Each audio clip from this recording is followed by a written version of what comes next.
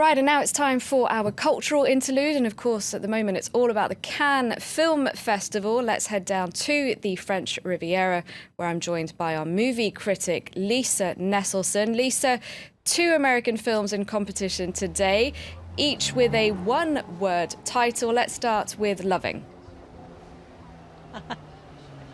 Yes, indeed. Let us start with Loving, because I'm not a big fan of prizes, but if the festival were to end today, it's pretty clear that this is the one that would get the top award if the jury has any sense. It is a magnificently told, true tale of something that's happened in my lifetime, which is frankly unbelievable in retrospect. Loving is the last name of Richard Loving, a white man who was in a very committed, loving relationship with a woman who happened to be black, Mildred, who became Mildred Loving, in the state of Virginia. In the state of Virginia in 1958, it was completely against the law, interracial marriage. And the way this was spelled out in the state laws is absolutely extraordinary, that God in his wisdom put all the different races on different continents, and that it is a crime against God and nature for them to intermingle, and any children who would be born of such a union would, of course, be bastards, etc., etc. So they went to the nation's capital, Washington, D.C., went ahead and got married, and when they came back to the state of Virginia, they got arrested and thrown in jail.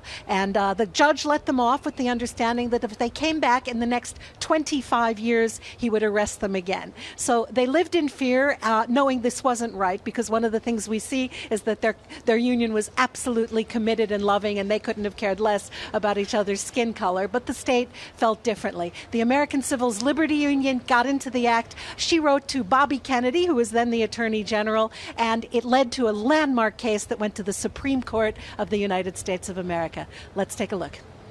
When I looked at this story, it seemed very, very obvious to me that we needed to just talk about the people.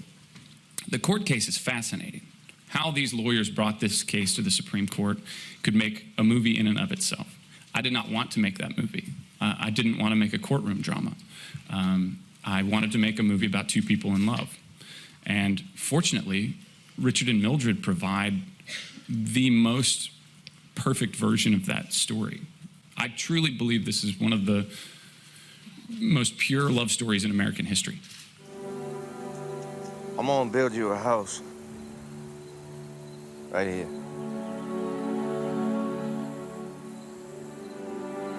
Our house.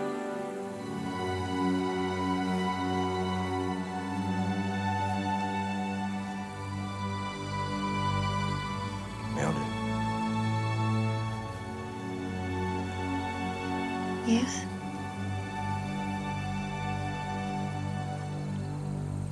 Would you marry me?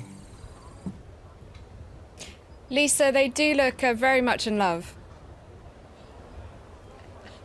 Don't they? And another thing that's interesting about their magnificent performance is that is the self-evident glue that holds the story together. They never, ever stop loving each other, no matter what they're up against. Joel Edgerton is Australian, and Ruth Negga is half Irish. And so they had to do those Virginia accents, which are very distinct, from scratch. And the overall effect is incredibly moving. And you just say, thank goodness we've progressed in our lifetimes. This is going to be a huge conversation starter.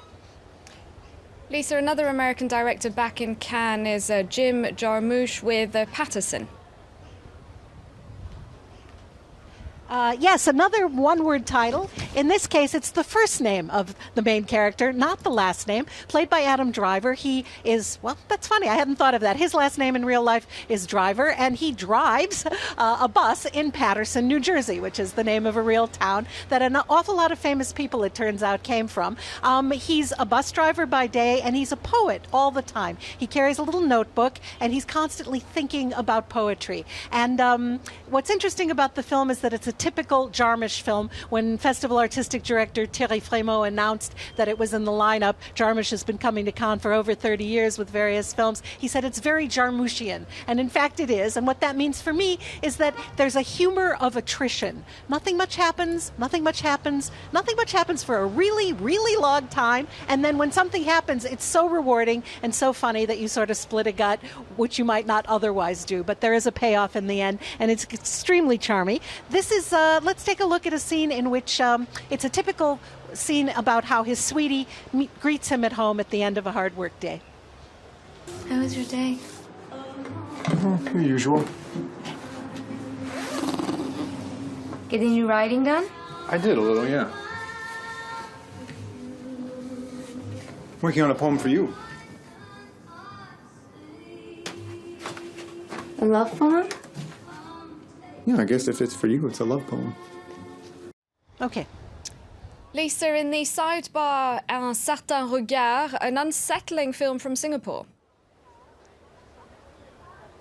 Yes, it is very unsettling, but very rewarding. It's called Apprentice, and it takes place in Singapore. The main character is a man in his mid to late 20s who was kind of a ruffian and then was in the army, which sort of straightened him out. And he's decided he wants to be a corrections officer to help people who are imprisoned eventually lead better lives. So he gets a job in one of the main prisons in Singapore where the death penalty is carried out, and he is taken under the wing of the prison hangman, who's in his mid-60s, has been doing this grisly but essential work for over 30 years. In the course of the film, we learn how best to hang a human being so that it's supposedly painless, how to tie a noose, what portion of the neck it should be applied to, etc., etc. We know that this young man has something of a secret. The secret that he has is a real doozy. Let's take a look at him and his sister, and him and the prison hangman. Aku dah jumpa dia. Siapa? The hangman. Orang yang gantung bapak tu. The law is the law. Dia orang commit crime, mesti kena hukum lah.